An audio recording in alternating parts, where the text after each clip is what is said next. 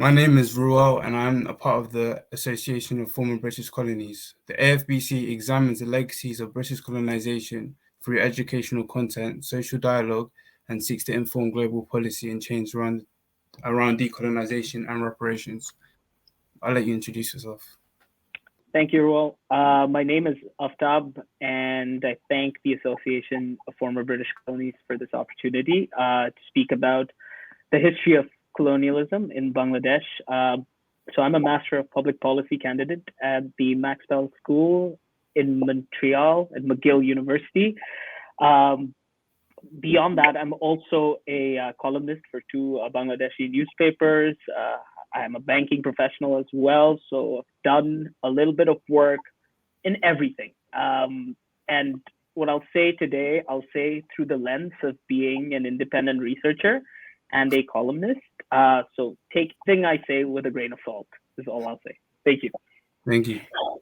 All right, kickstarting off the questions, let's start with why did Britain colonize Bangladesh?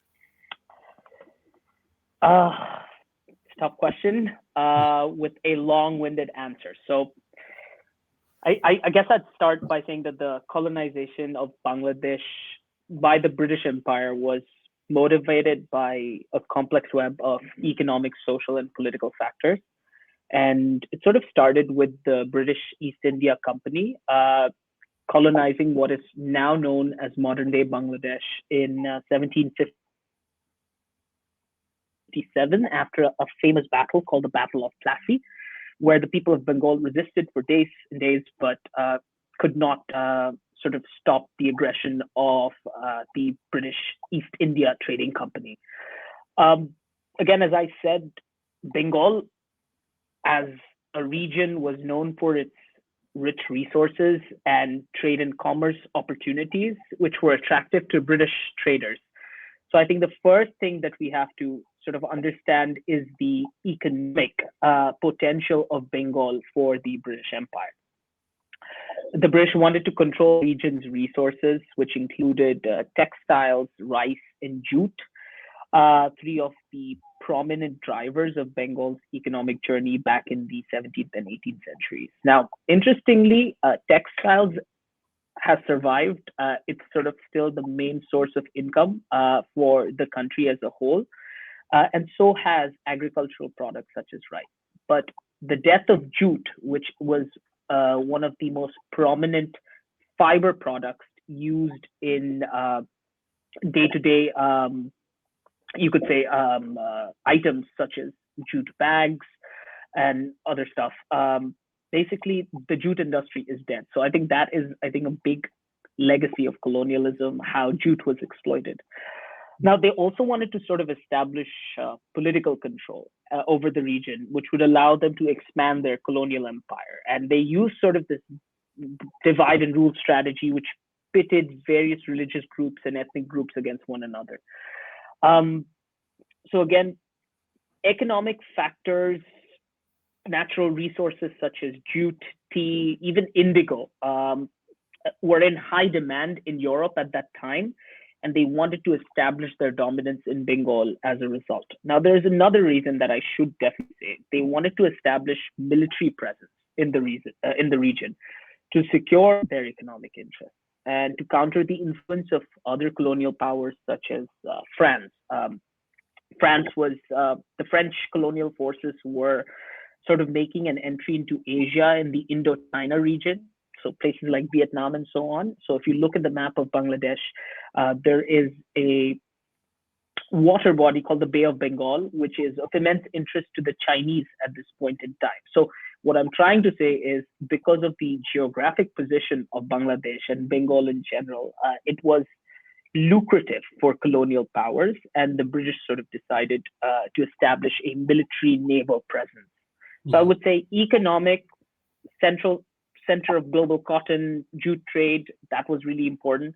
Political, because the surrounding region around Bengal was being consolidated by other colonial powers, such as the Dutch and the French. And I'd say social reason, now this one, I'll end on this actually by saying that the British saw themselves as sort of like a civilizing force. and believed that their presence in Bengal would lead to the spread of Western values and culture in and around the subcontinent. And to an extent, I would say in many shapes and forms, they were successful. And I'll talk about that as we go down the conversation. Based on what you just said, can you expand on that and answer how did British colonization impact Bangladesh and its populations? So I know you may have just touched on that, but just extend that a little bit. Yeah, absolutely. So I think, so obviously, naturally, when you're sort of being an imperial force for 200 years, you leave a significant impact on the economic, social, and political landscape in the country. But beyond that, of course, in the public mindset as well, how Bangladeshis valued themselves as a nation, as a people, is very much ingrained in a legacy of colonialism, whether we'd like to admit it or not. So one of the most devastating impacts of British colonialism, I guess I'll start with, is the Bengal famine of 1943. People don't know this for some reason, but the Bengal famine of 1943 resulted in the death of 3 million people, which was caused and engineered by British policies, which prioritized the military needs over food production. So what they did, and by them I mean the government of Winston Churchill around the time of the Second World War, was basically take a step back from providing much needed food aid and access to Bengal from 1943 to 1944 onwards. I might get the dates wrong, but it's 1943 for sure. And that resulted in the death of close to 3 million people. It was exacerbated by the British policies, namely by the Churchill government, as I said, such as how did they do that? So they requisitioned food supplies and diverted resources to the war effect. Interestingly, if you look at numbers around the number of people who were participating for king and country in the war effort, a majority, a high proportion are from the Indian subcontinent. It's something that people tend to forget as well. So a big component of the British armed forces were derived from the subcontinent, including the people of Bangladesh or Bengal. Now, the famine was sort of like a stark illustration of the negative impact of British colonial policies on the economy and society of Bangladesh. On another note, I would say colonialism also impacted the development of a political class in Bangladesh. Two major political institutions sort of came out of this period, particularly in the early part of the 20th century. You saw the rise of the Muslim League. The Muslim League is a prominent political party, was a prominent political party, which basically fought for the independence of a separate Muslim state following the partition of India, so Pakistan. So one thing you'll notice is that right after the British left, you had Pakistan on one side, which was West Pakistan. Then you had a big chunk of land called India. And then on the other side of India, you also had Pakistan. So this was a very strange, weird combination based on the proportion of Muslims who were living in the subcontinent. So East Pakistan and West Pakistan formed the state of Pakistan. And that national identity, you could say, was heavily influenced by the aspirations of the Bengali people to form a separate independent Muslim state. So I would say the curation of a political class in Bangladesh was a direct result of British colonialism. And the other thing that I would also highlight is the British introduced this system of land tenure. Now, it's called the Zamindari system. So it's a landowner-based system, which basically led to the concentration of land ownership in the hands of a very few wealthy landlords. The Zamindari system was abolished following the independence of Bangladesh in 1971, but it did create a class of tenant farmers who were often exploited by landlords and left in poverty. The legacy of that continues even today. And the last thing that I'll say is the British introduced English education. This is one of the things that people have debates about, the idea that the British came in and institutionalized a culture of a formal education. But beyond that, this idea of enhancing the scope of education also resulted in this new class of Bengali intellectuals who became involved in nationalist and anti-colonialist movements. And I would say that that I think was another really important legacy. It sort of forced people in Bengal to take upon culture as a driving force behind removing the British in a democratic, peaceful manner away from the Indian subcontinent.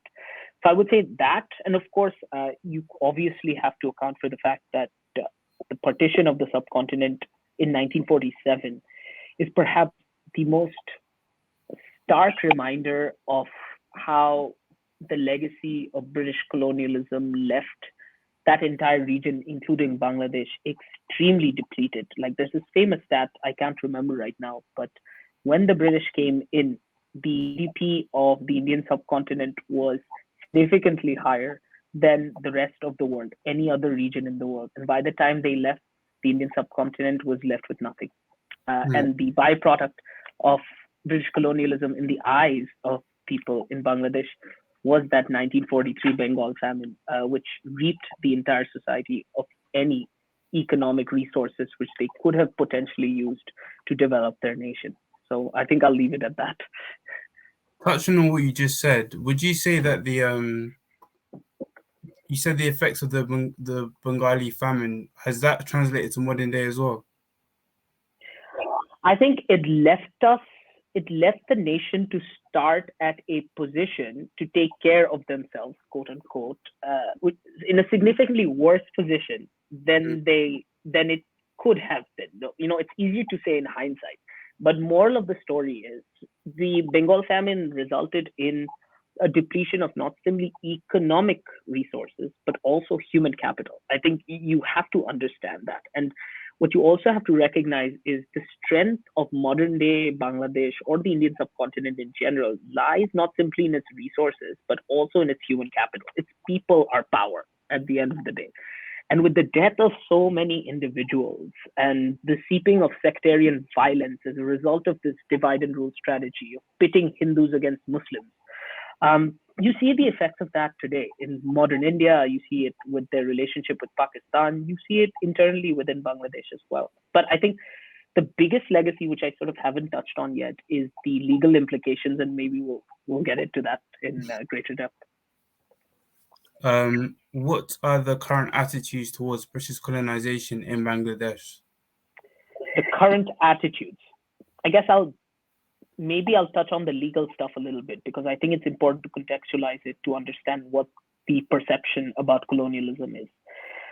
So one of the things that you'll understand is most of the post-colonial societies in the world, including Bangladesh, have sort of integrated a Westminster government framework or system into their constitutional setup or structures. So what I mean by that is the majority of the legal frameworks that is even present in modern day Bangladesh are remnants of colonial institutional structures. So I can name a few. They're called the Official Secrets Act, the Penal Code, and something called the Digital Security Act, which sort of pulls information or rules and guidelines from rules that were sort of framed in the 18th century. What do these rules refer to and what do they mean? Well, they're archaic in nature, is all I'll say, because they are used extensively in modern day Bangladesh as a medium to suppress control and dissent, and do so in a legal manner. So the legal legacy of colonialism is in its, I would say, designing of illegal or constitutional frameworks which are inherently archaic and to an extent draconian in nature. I'll give you one example. So the definition of rape, for example, was defined according to the British Penal Code 1860. And that definition was used to try cases of sexual harassment up until 2018 or 19, if I'm not mistaken. So even beyond the period that the British left, we were referencing a definition of rape which put the burden on burden of proof on the victim of rape. And you can imagine the social implications of that. I'll give you another example. The Digital Security Act, which is a modern day legal framework used primarily, according to the government, to control quote unquote anti state activities. It has been shaped on the philosophical basis of something called the Official Secrets Act, which granted the state and state authorities with tremendous power to suppress any form of political dissent. So, in a nutshell, I think the perception that people have of British colonization is negative, particularly because independent Bangladesh has decided to carry forward some of those legal and constitutional frameworks towards their governance structures. And that, I think, is a massive problem. Another thing about perception that I'd like to say is the attitude is somewhat mixed. And I think this might be slightly different than other post-colonial societies. I don't know the reason for this, but I think there was a survey carried out in 2013 by the British Council, which is this educational institutions run by the British government, which found that many Bangladeshis actually felt kind of positively towards Great Britain. And a significant number felt negatively due to its colonial past, yes, but a significant number of people did have a positive interpretation of British colonialism. Why? Number one, well, because they left us with an education system.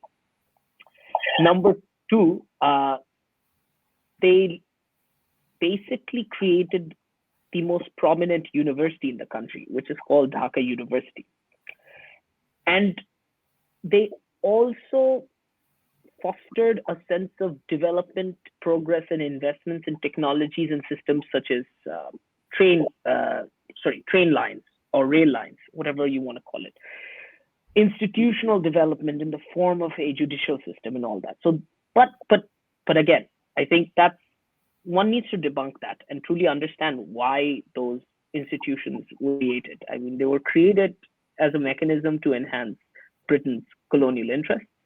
And the more we try sort of dig in and see what the true legacy of British colonialism is, you understand that even those who are in power today use a lot of the stuff that was used by colonizers, especially in the legal realm, to suppress political dissent, which I believe is a tremendous problem.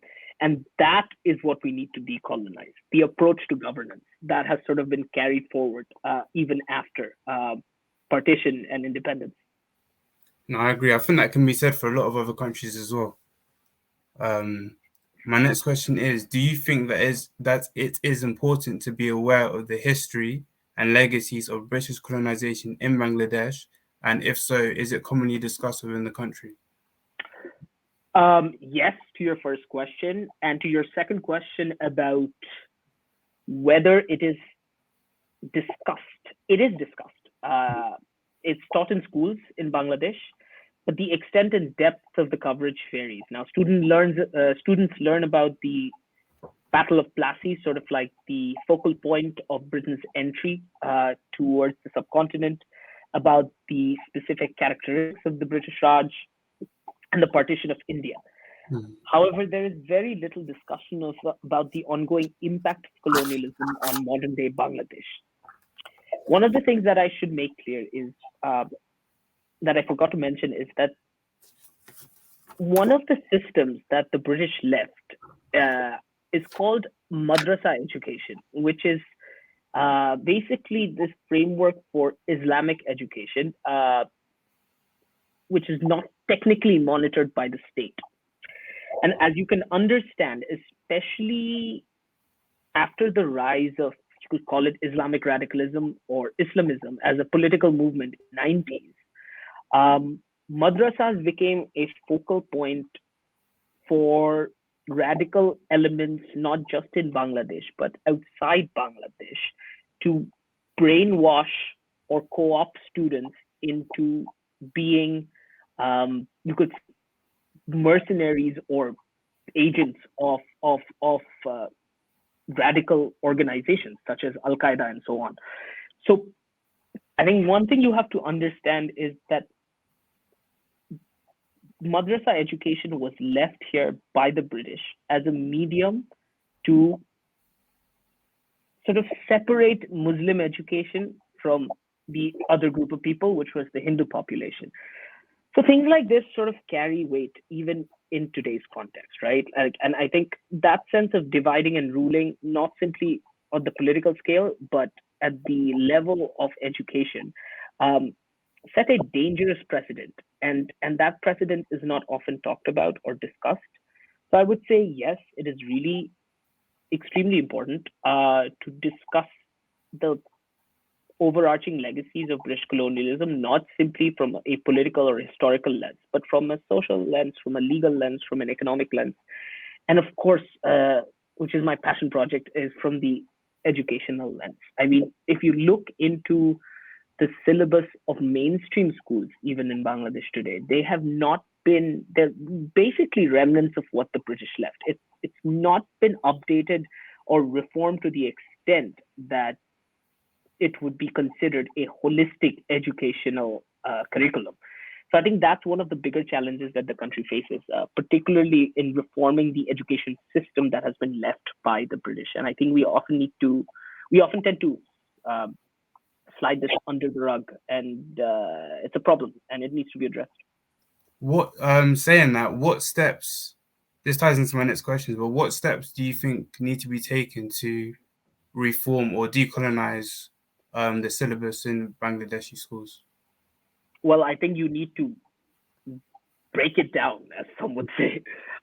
Literally start from the top. I think it starts from reframing the approach to examinations. Rote memorization is basically still sort of the pinnacle of success in Bangladeshi educational examinations. So that needs to change.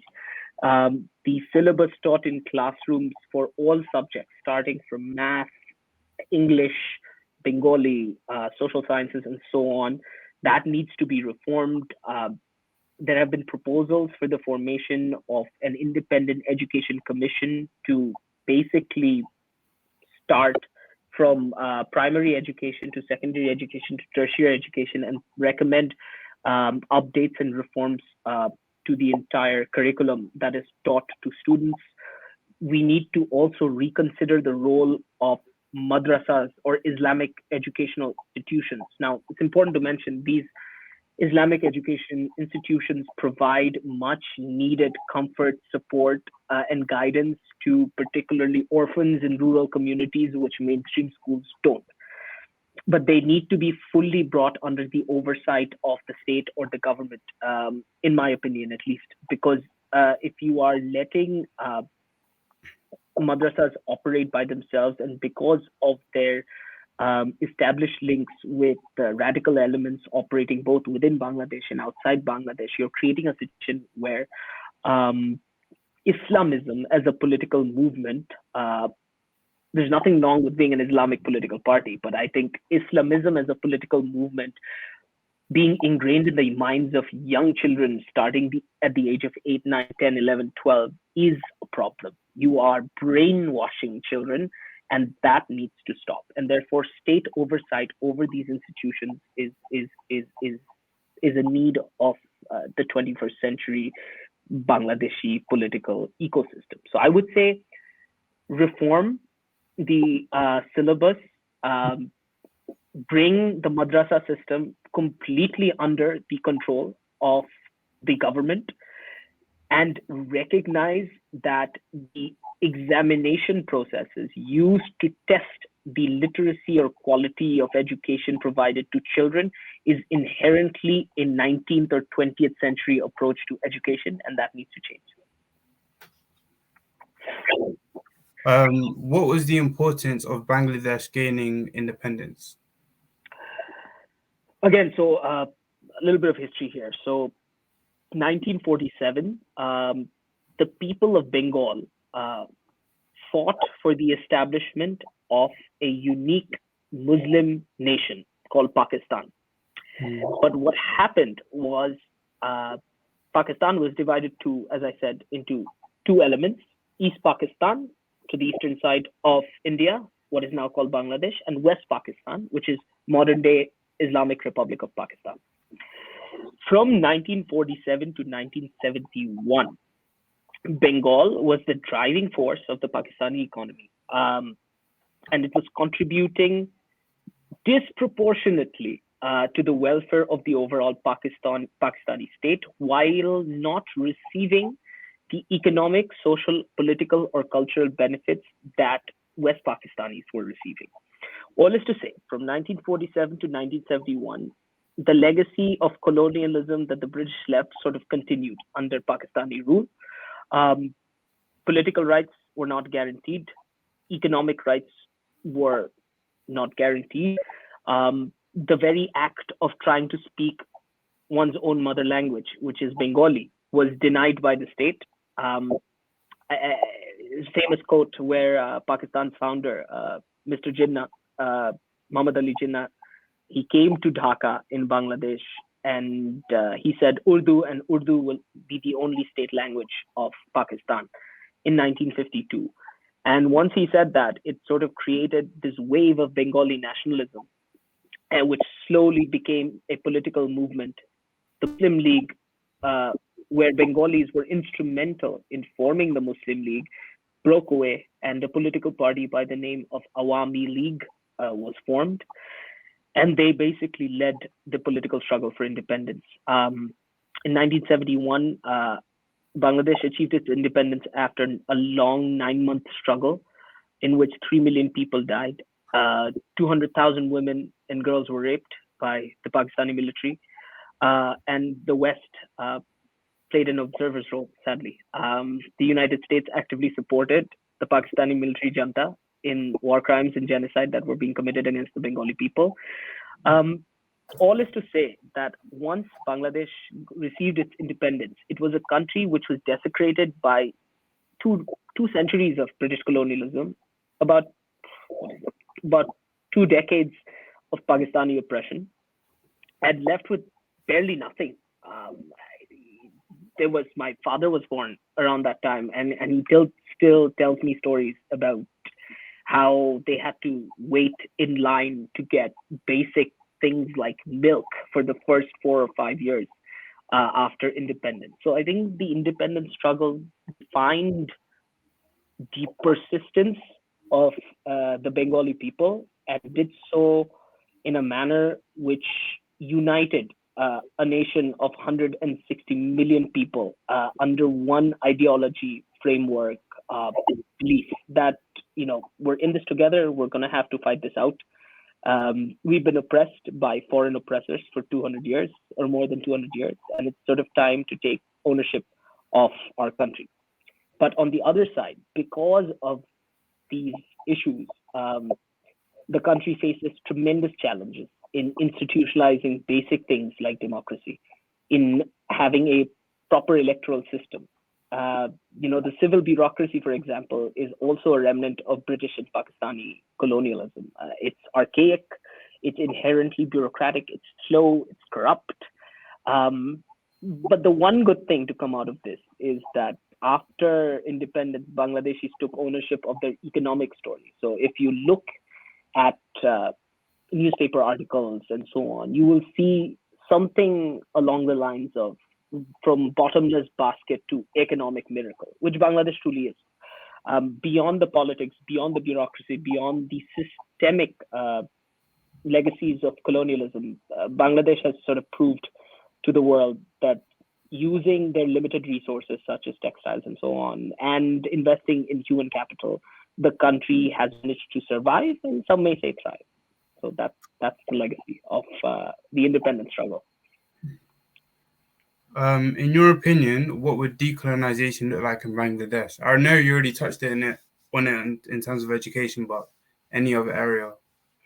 Legal reform, 100%. Legal reform, like the amount, the number of judicial cases, backlogs in the judiciary is an inherently colonial approach to the judicial system. Like if you've seen like Hollywood movies of the British Empire, and you see the prison cells filled with like 100 people who have not received a fair trial just because of a lack of resources, for example. That is still very much prevalent in Bangladesh. So I would say legal reform is a must to break the pressure that the judiciary, number one, faces in starting and finishing a trial. There are people in Bangladeshi prisons who've been there for about 30 years without a trial for, stealing things like roosters or chicken, and they've been in prison for 30 years. I mean, you can imagine how terrible that is for the families of those individuals. Second thing is decentralization of power.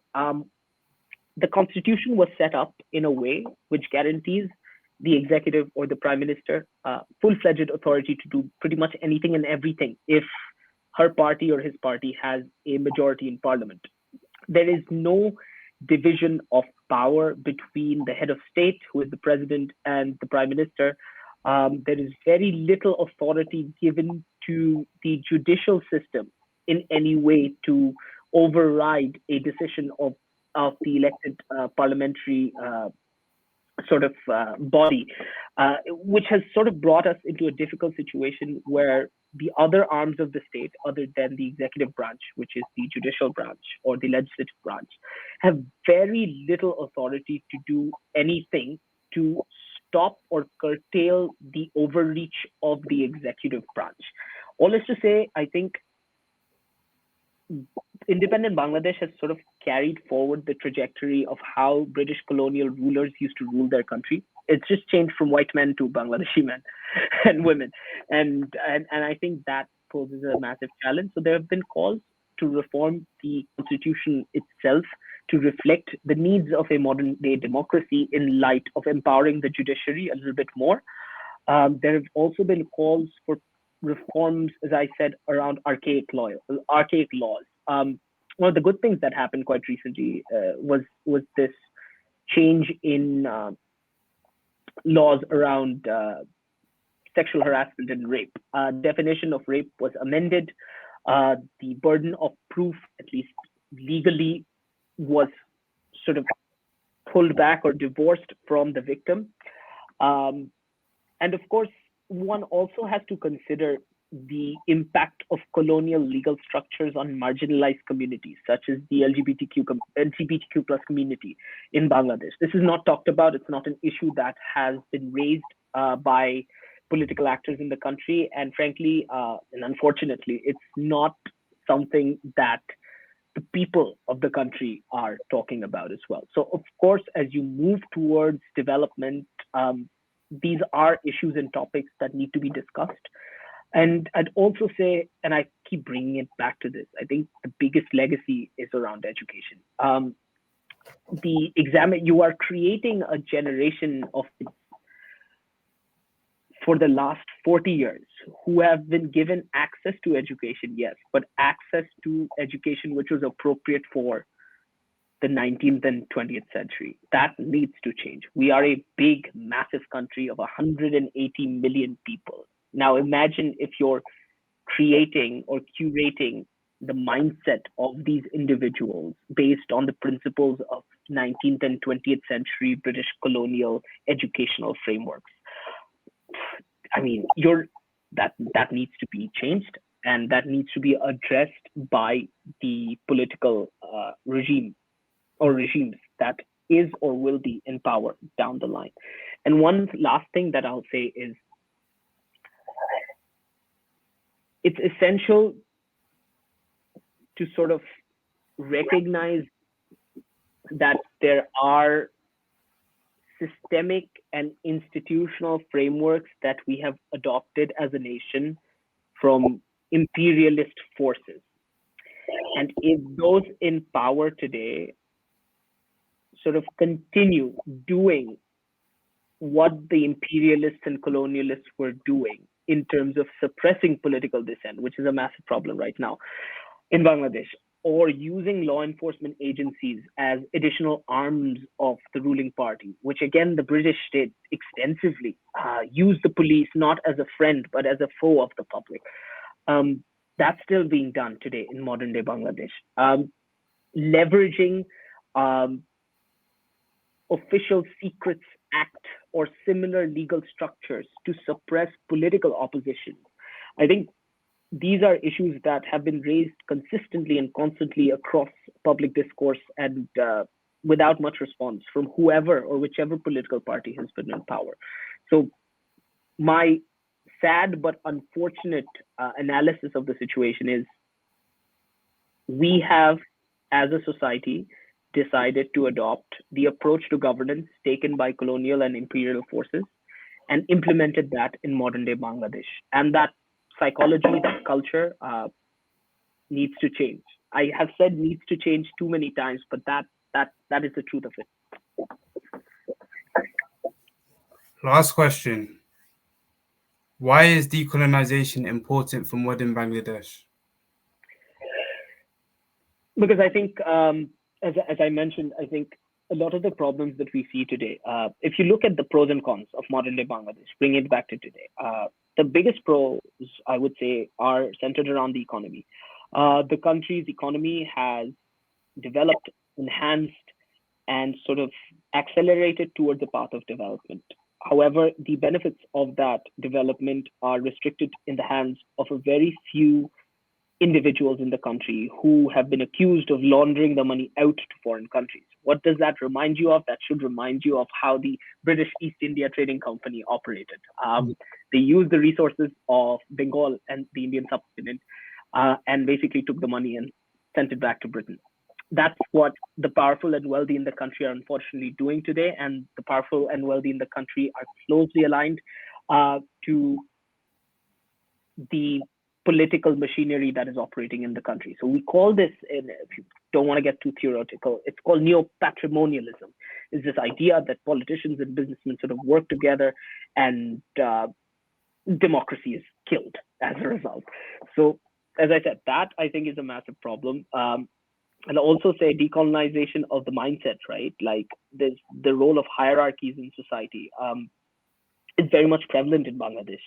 The rich are powerful and for some reason decreed by the Almighty to own and govern the nation. That needs change. And that will only change if the centralization of power, which I spoke about, is sort of decentralized to institutions. Parliament needs to be empowered. The powers of the prime minister's office needs to be reduced. There needs to be balance of power between the three branches of government. These are all theoretical textbook items that people talk about, but it needs to be prioritized.